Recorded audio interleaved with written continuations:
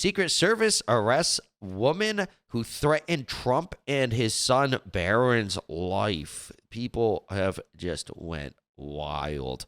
Let's check out a clip. There's a balance. And what I mean by this is sometimes you'll see news stories of crazy people doing crazy things, and it is not indicative of the wider world.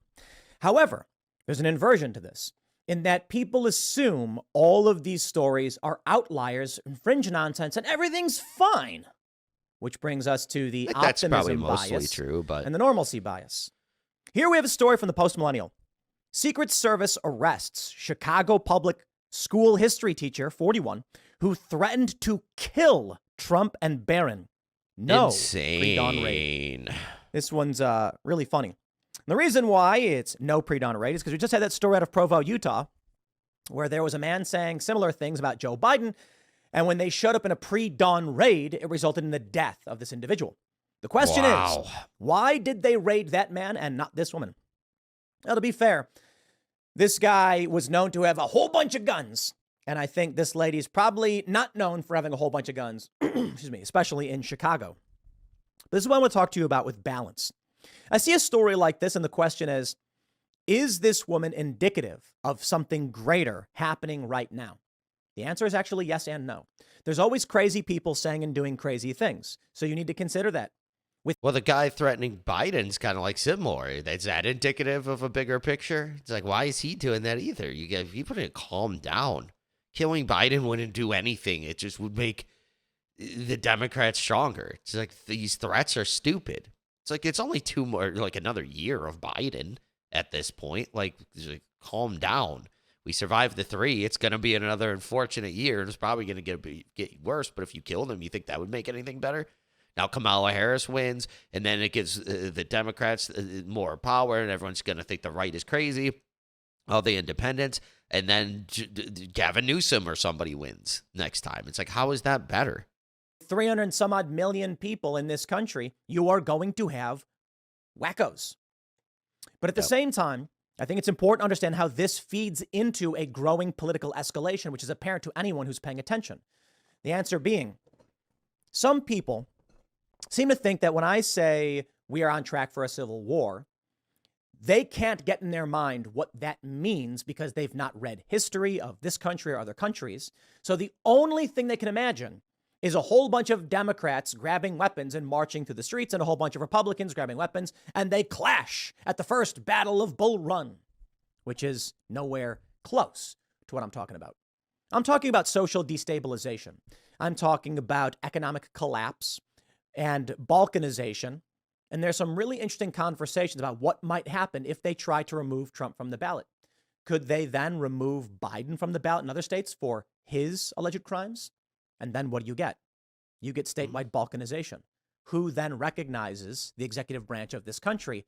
Yeah, you see where it's going. It doesn't result in armed factions marching through the street. It can result in something like this. Let's say Spanish Civil War. Far leftists start taking control of institutions, start arresting and locking people up and torturing them. And then eventually you get a prominent military.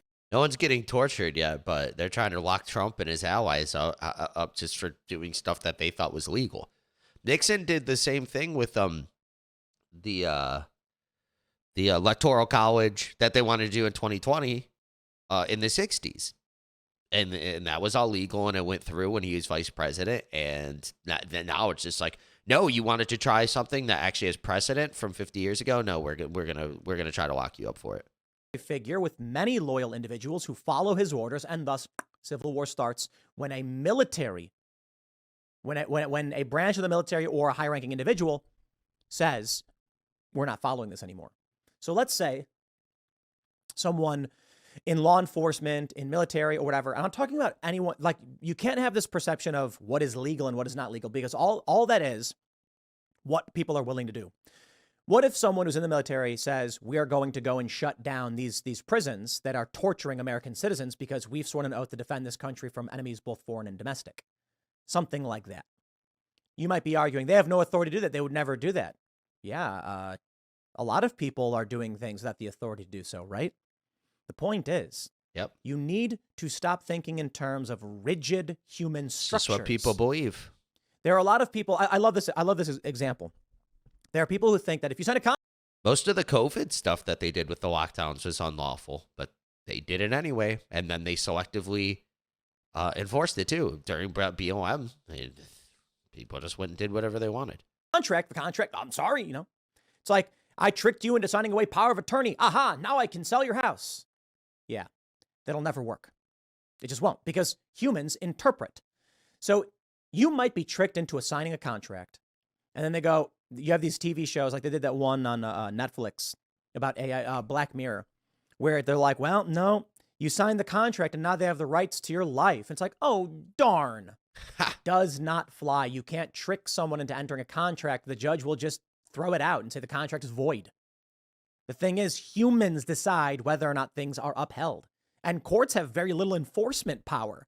When the Supreme Court says a thing, it's mostly just because people decide they have to do it because they said so.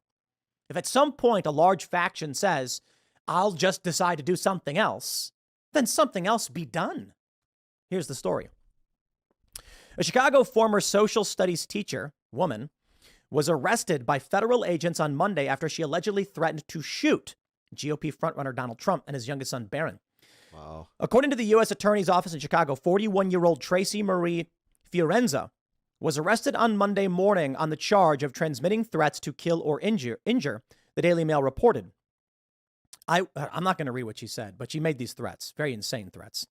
The email was reportedly sent to the head of the Palm Beach Area Educational Institution.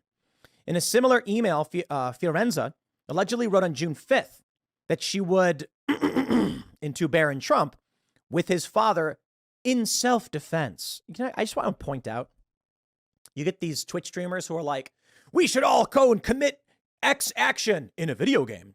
Dude, that does not work. Okay? Please take this into consideration. Leftist streamers who advance criminal action, but say in a video game. We should all go and overthrow in a video game. You see? Yeah, it doesn't work. Doesn't work. She said in self-defense, and then they came and arrested her for it. You see how that works?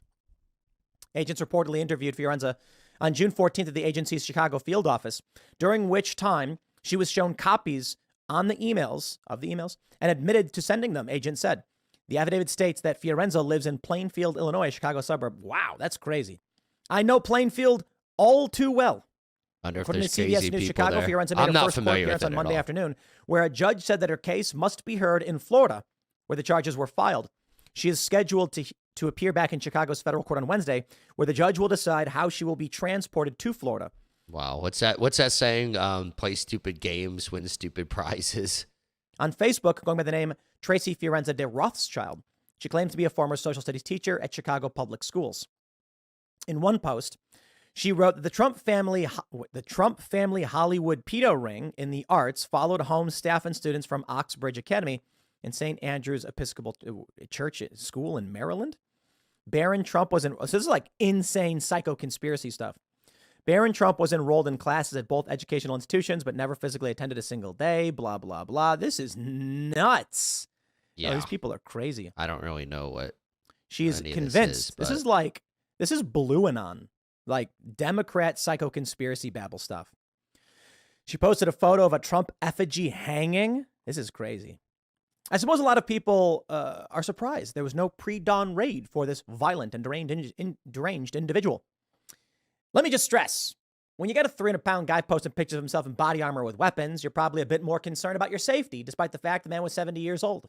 When you have a small, frail woman doing the same thing, you probably consider a lot less.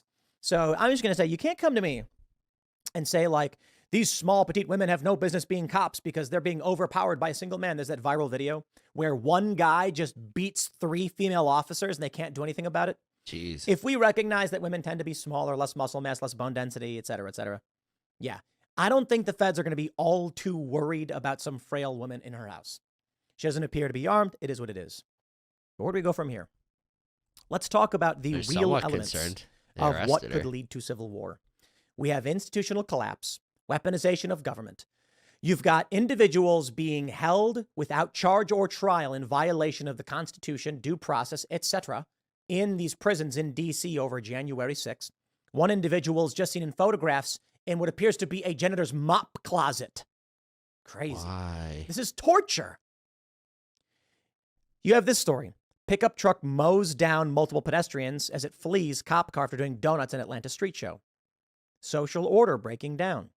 No confidence in the system, no confidence in law enforcement, no respect for the system at all. These trucks going about their business because they don't think the cops are going to do anything about it. And if the cops try, they don't think the cops have any authority. The authority of the police officer only extends into their physical abilities. You take a look at the far left. They have something called de-arrest.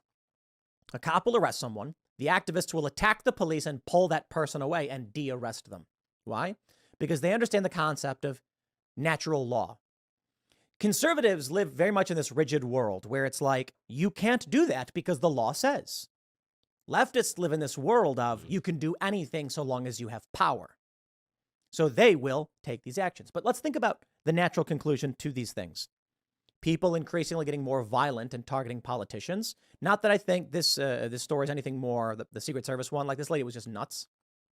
But you take a look at social order breakdown in these cities. And eventually, you're going to have an inverse. Right now, you have many of these people on the left doing whatever they want. I say they're on the left, but many of these people who vote Democrat, mind you, or don't vote at all, they're looting Nordstrom, they're looting Nike, they're storming into 7-Elevens, they're just taking whatever they want, just stealing from Walgreens, and it's been getting worse over the past several years. Eventually, you'll get the inverse, vigilantes. I mean, it's not even fair to call them vigilantes. If there's no law enforcement, then law enforcement must emerge. How soon until we get locals getting armed and guarding stores? How soon? I mean, that's what Kyle Rittenhouse did, right? He was armed and he was defending stuff. And then they tried to put him away for murder when he got attacked by lawless people trying to attack him because he was doing that. They weren't happy with that. They couldn't burn down a gas station. He put the fire out. They're like, no, we're going to hurt you. Then he defended himself lawfully, and they tried to get him for murder. It's insane. After that, do you have people just acting like the federal government and law enforcement and the county sheriff and all that don't matter? Because you're going to have a guy who says, the only one stopping this crime is going to be me. And then the police likely will go after the law-abiding citizens. Yeah, why? like Kyle Rittenhouse, yeah. It's infinitely easier to arrest someone who believes in the law than someone who doesn't. Someone who believes in the law is going to be like, well, okay, I guess you got me. But my point is this. Eventually, no one will believe in the law. So when that sheriff or that federal law enforcement agent shows up to this neighborhood watch who's been guarding their local supermarket, and they say, you are acting illegally with illegal weapons, blah, blah, blah, these people are going to be like, you are just some random people who've shown up. Imagine it this way. Your grocery store keeps getting looted. We see the videos over and over again, people going in, filling up carts and just leaving. Eventually, the supermarket announces we're going to have to shut down because this is not sustainable.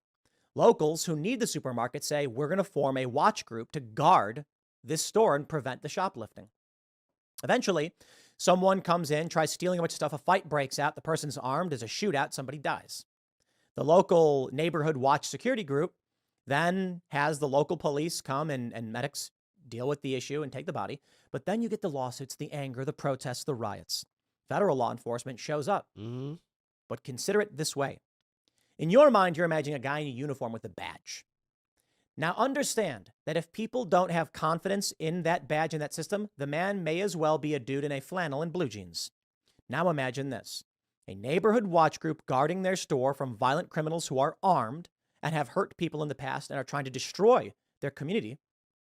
These people are armed guarding the store when several vehicles pull up and men with guns jump out. These men are wearing white T-shirts and blue jeans. The people guarding the store are going to say, get down and drop your weapons. And the people in the blue jeans are going to say, no, you drop your weapons. The point is, obviously, I'm referring to law enforcement pulling up. But if the people who live in this community feel like there is no law enforcement the same way the criminals do, you see where this goes.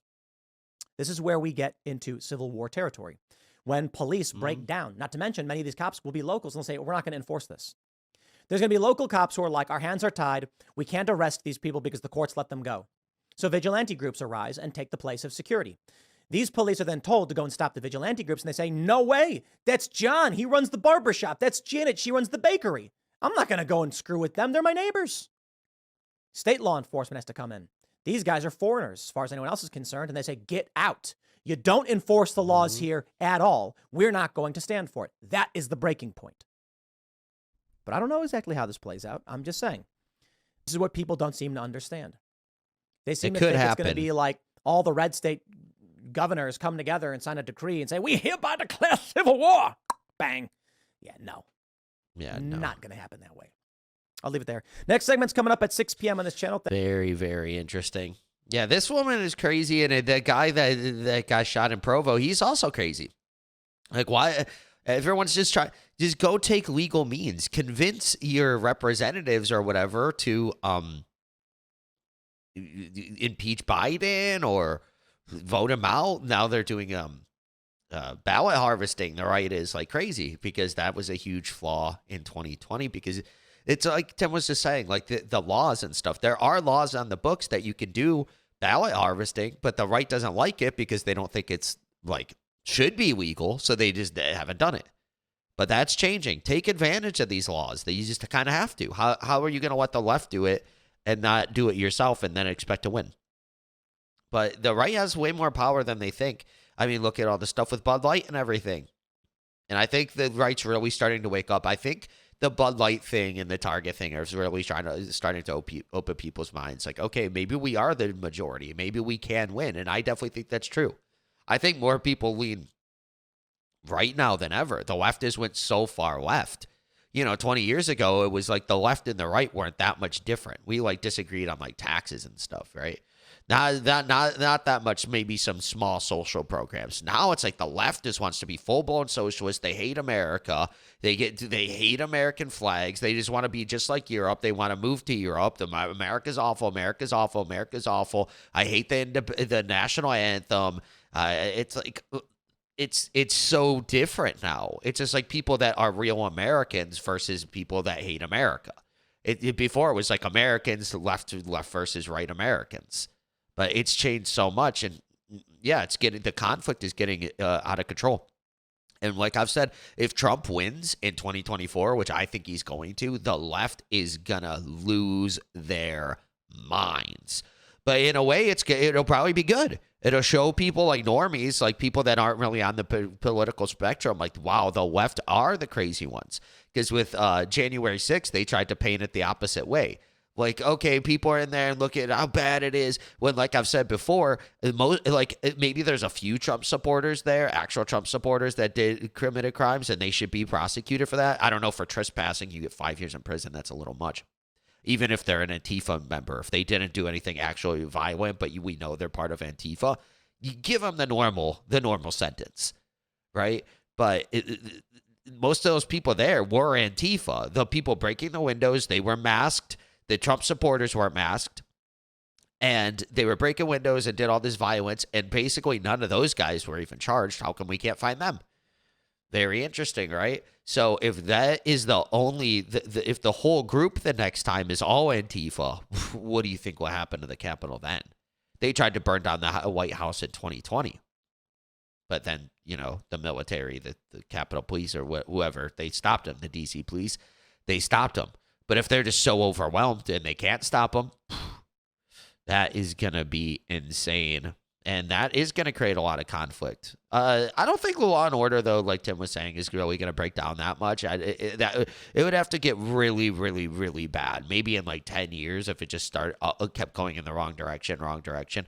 So I guess like if Antifa burned down the Capitol or something in 2024, something crazy, and then Joe Biden basically became president because of it.